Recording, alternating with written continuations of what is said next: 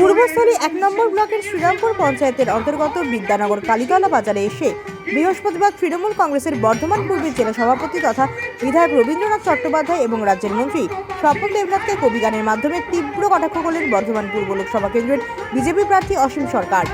তিনি এদিন বলেন, মন্ত্রী হয়ে কত সম্পত্তি চেয়ে করেছে তুমি, সব খবরই সিবিআই জানে।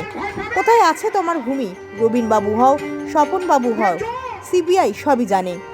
মনে রেখো ভাই, সময় হলে স্বপ্নাকে নেবে টেনে।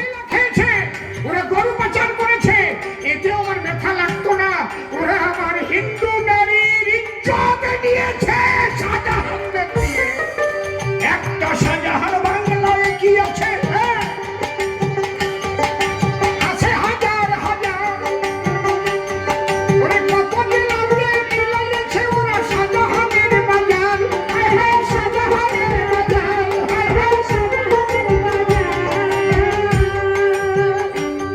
এই সন্দেশ খালির মায়েদের আমি প্রণাম করিয়া যাই।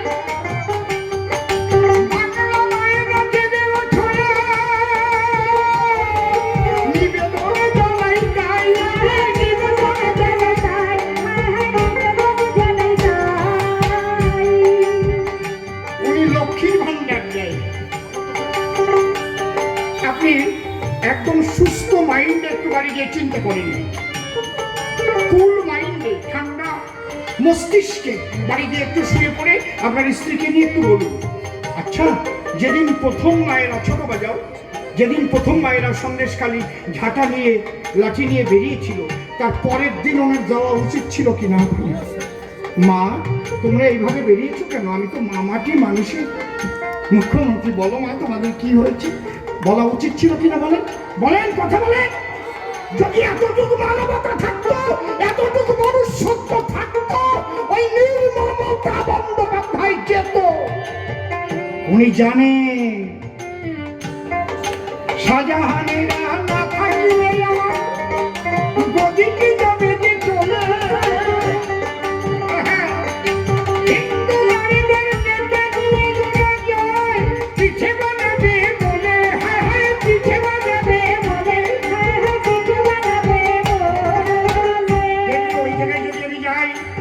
আমি যদি ওই ধর্ষিতদের পাশে দাঁড়াই, তাহলে আমার শাহজাহানরা যে রেগে যাবে গো।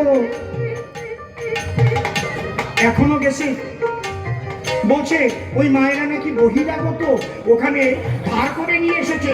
ওনাদের কোনো একজন নেতা এও বলেছে ওটা নিষিদ্ধ পল্লী থেকে নাকি মায়েদের নিয়ে এসেছে। ছি ছি ছি মমতা ব্যানার্জি, ছি ছি ছি তৃণমূল কংগ্রেস, ছি। সেই মায়েদের আধার কার্ড, ভোটার কার্ড তাই নিয়ে রাস্তায় আসতে হয়েছে। চেয়ে দেখো সবে সন্দেশখালীর আমরা যে অধিবাসী,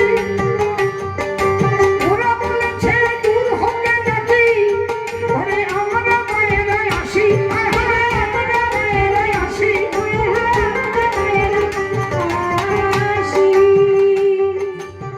কত বড় অপদার্থের তো। আমার ভাষা সংযত করা কঠিন হয়ে যাচ্ছে। অত বড় জানোয়ারের বাচ্চারা এই জগতে জন্ম নেয় কেউ?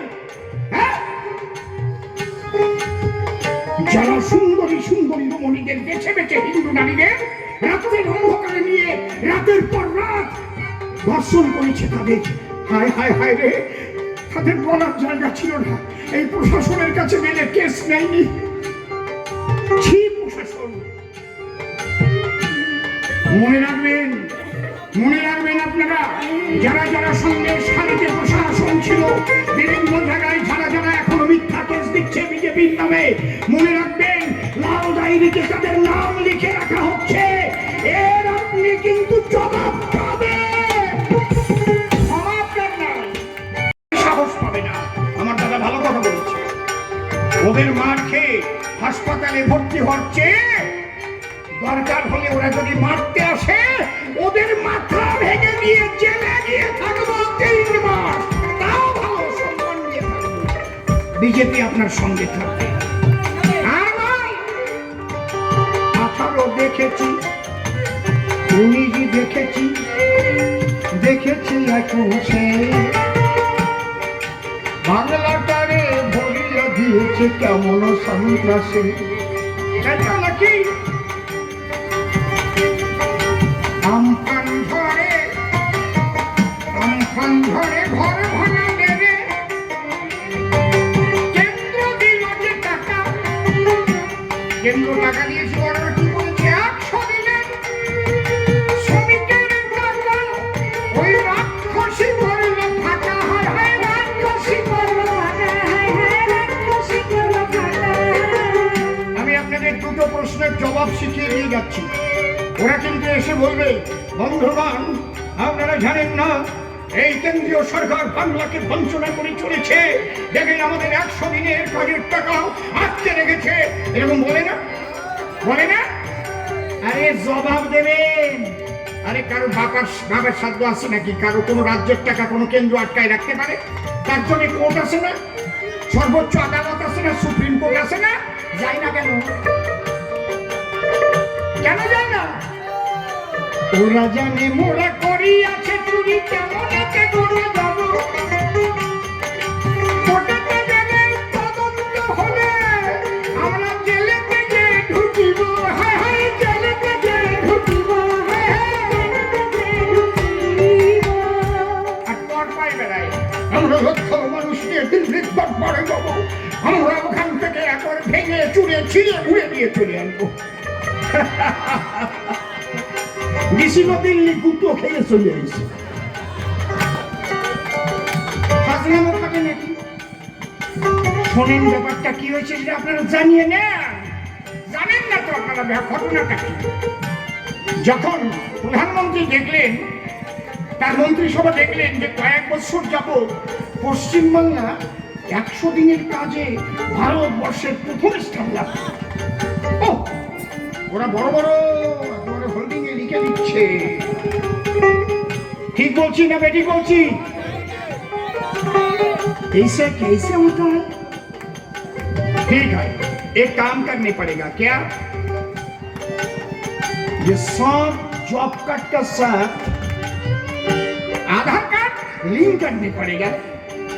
और जॉब कार्ड भुआ है क्या, असली है क्या, नकली है,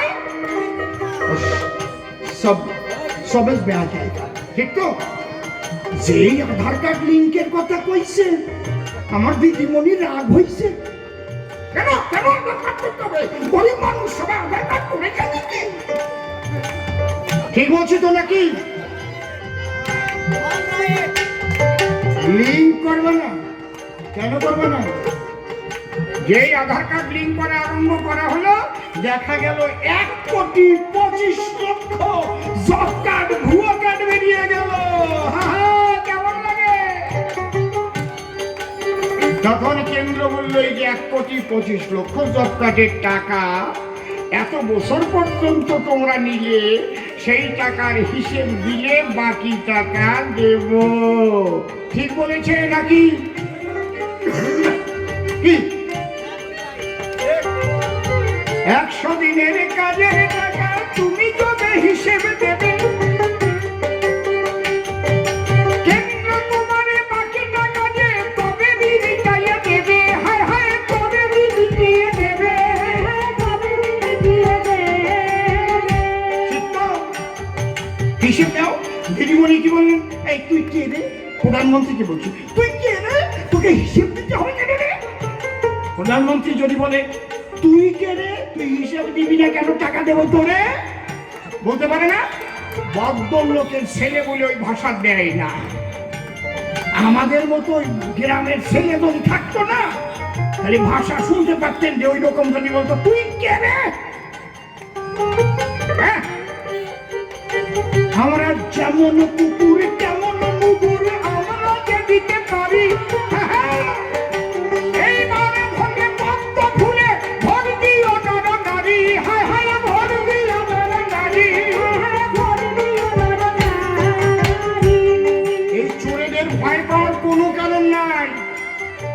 আরে আপনিও যেমন ভালো মানুষ, ওই চোরের আপনার কাছে কিচ্ছু না। লাল বাতিওয়ালা গাড়ি দিয়ে ঘুরলেই কি সে দামি মানুষ হয় নাকি? ঠিক আছে ঠিক আছে, তারা যেটা করবে তারা করতে পারে। আমি সবার সঙ্গে যোগাযোগ করেছি, যারা যারা এই কথাগুলো বলেছিল তার প্রায় প্রত্যেকের সঙ্গে সঙ্গে আমার যোগাযোগ হয়েছে।